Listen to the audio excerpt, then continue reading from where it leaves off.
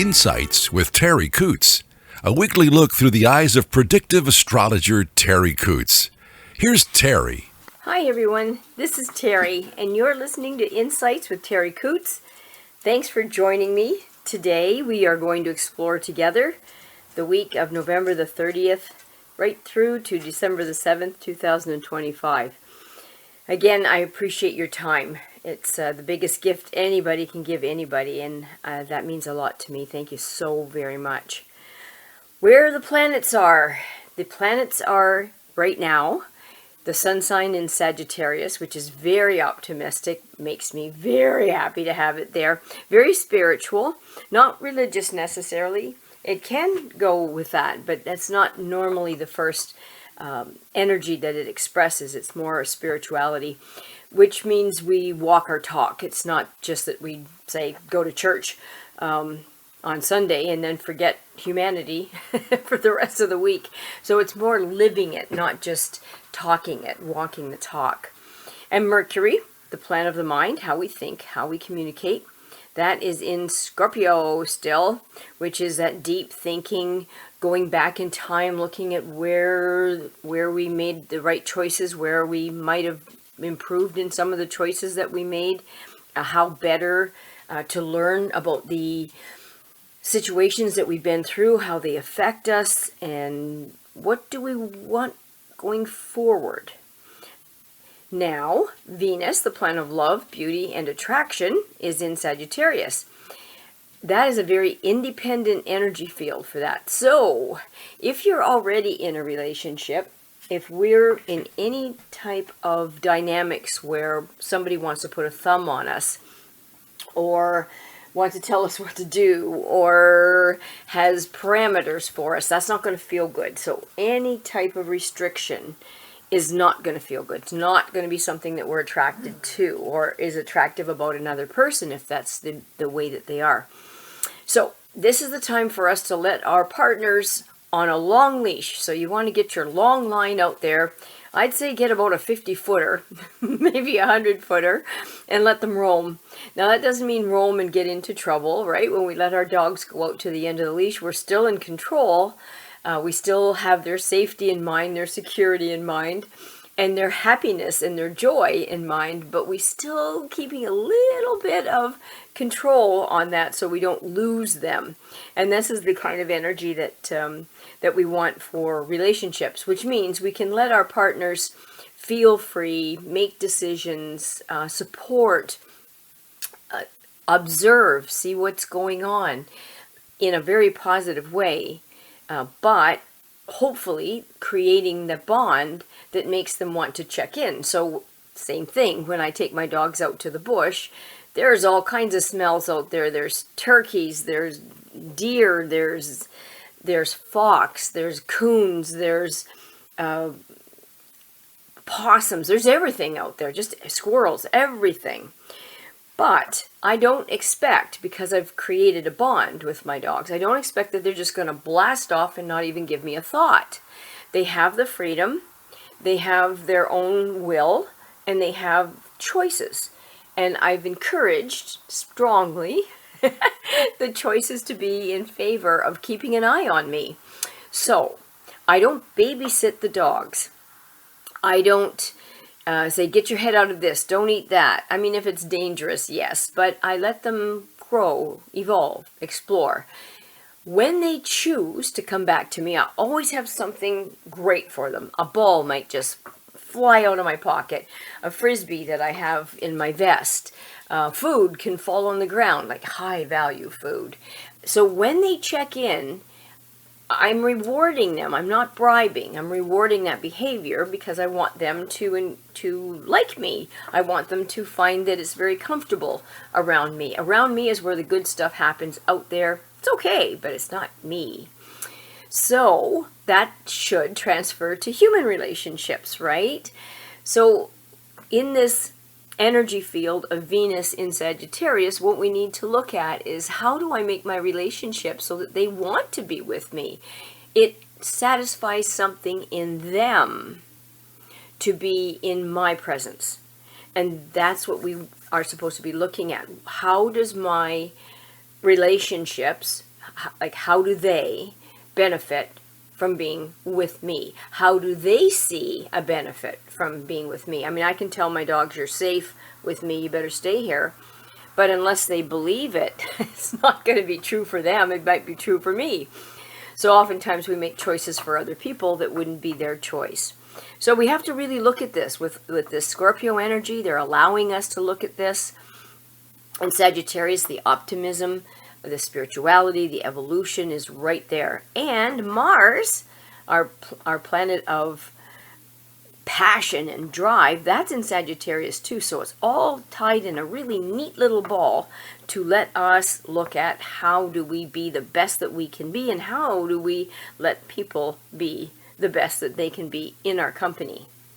Now, the last podcast, and I did miss, the last podcast we had talked about relationships, which we're doing right now, and release of relationships that didn't serve us.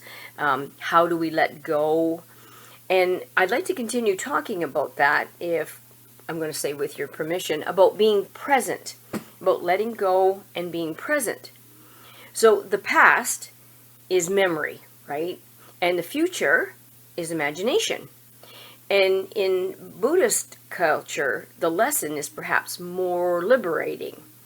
So what they instruct is that the only moment that truly belongs to us is this one right now. I'm talking to you right this minute.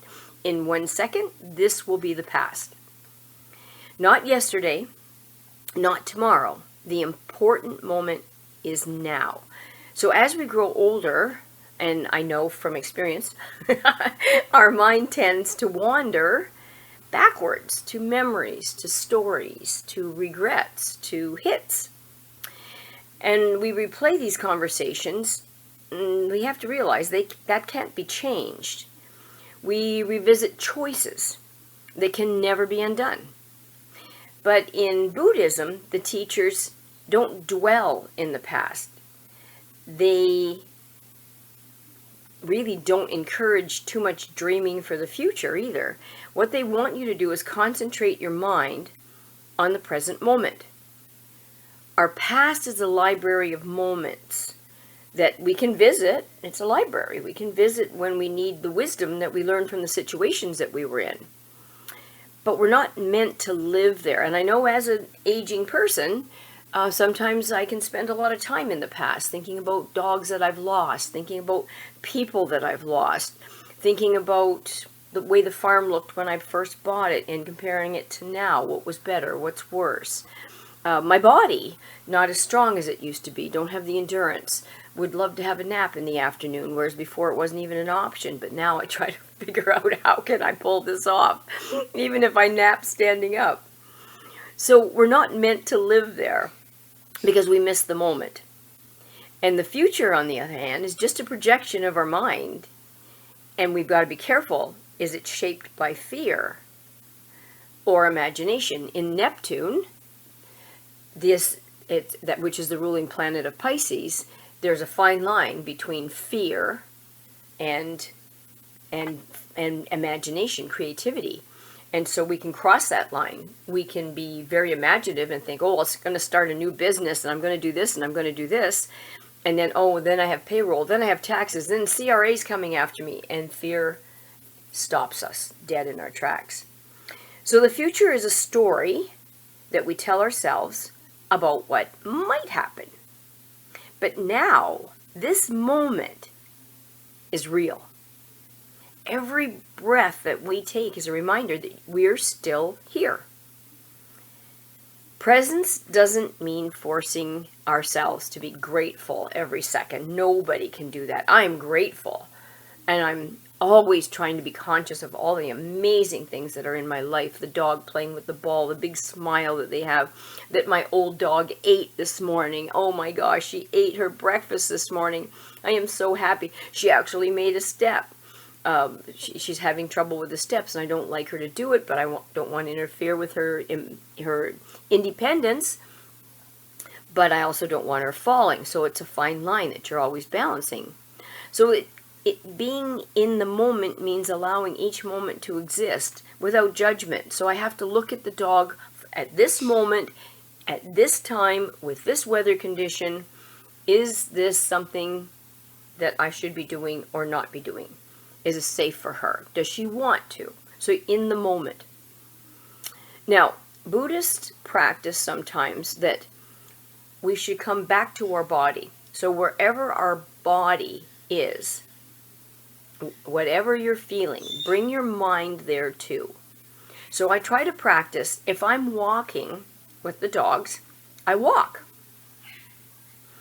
I try to feel what my legs feel like. I know it's cold out there, but am I freezing or is it just cold? Am I warm inside and it's just the skin? If you're eating, taste your food. Sometimes we eat without even thinking.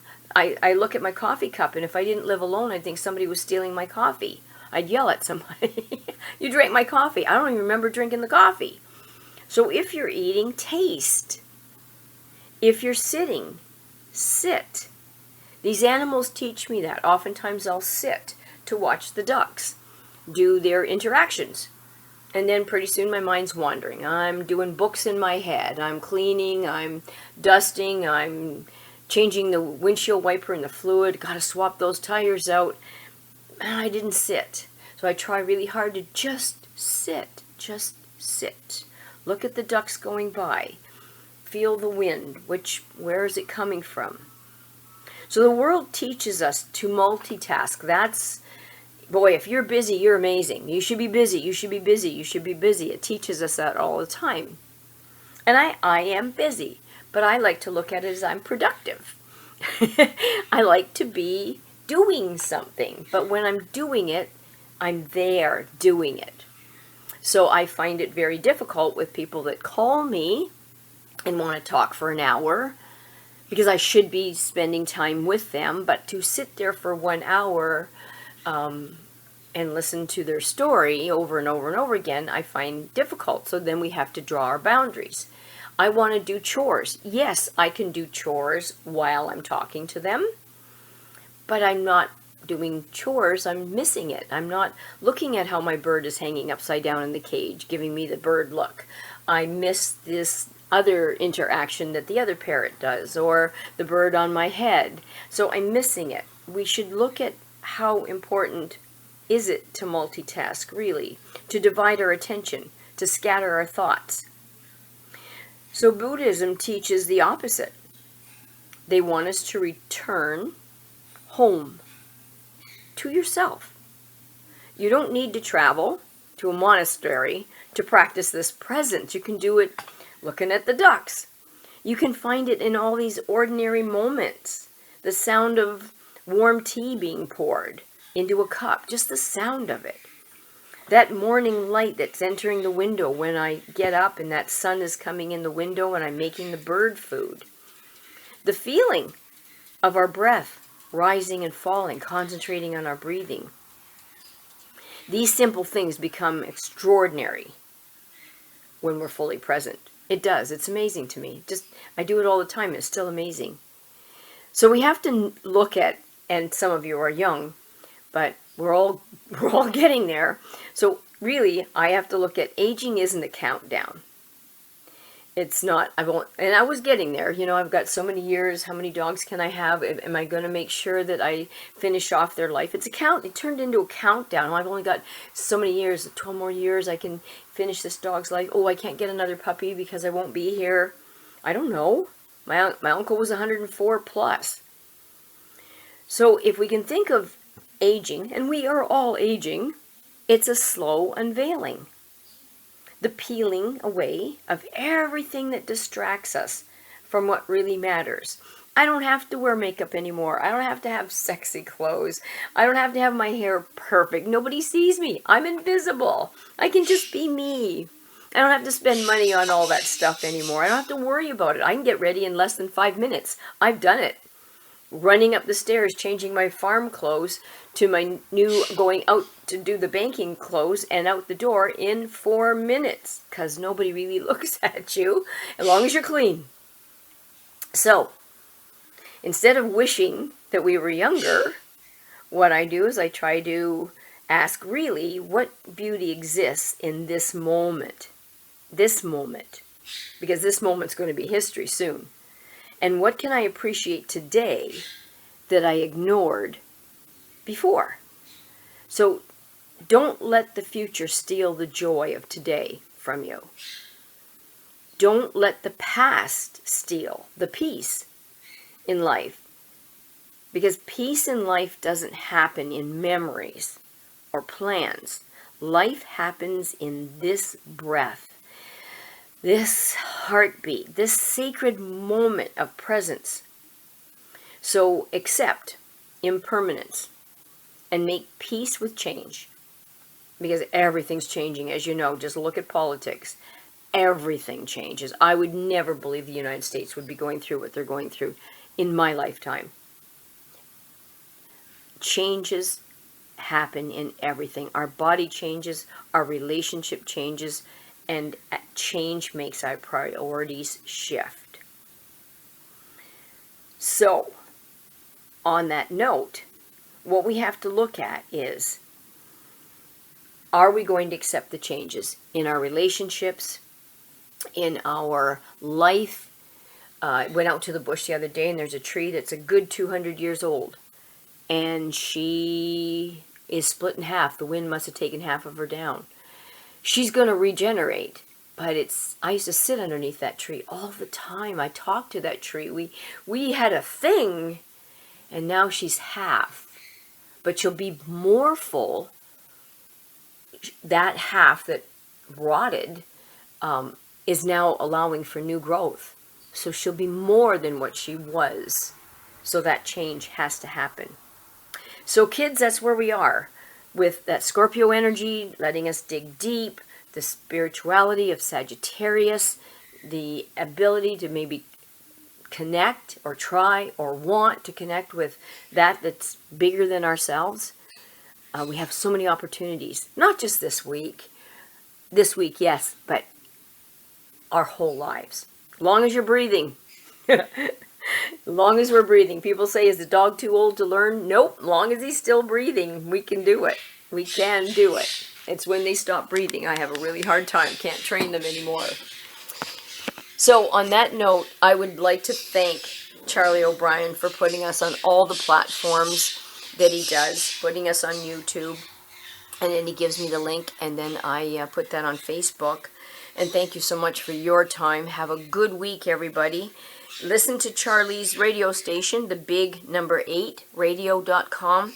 If you want to be in the moment and then go to the past in a very happy way with all that music and remembering some of the good stuff, because we tend to forget the bad stuff, but that music just takes you back in time and then bring it forward. So thanks, Charlie, for doing all of that. And thank you for your time. If you would like a reading for yourself, or if you'd like me to help you with your animal, feel free to call or text 519-726-6699, or you can email me at terri.coutts@gmail.com. Thanks again, everybody. Have a wonderful, wonderful week. We'll talk soon, I hope. Bye for now. Thanks for listening to Insights with Terri Coots. Visit Terri's website at terriworld.com. TERRI world.com.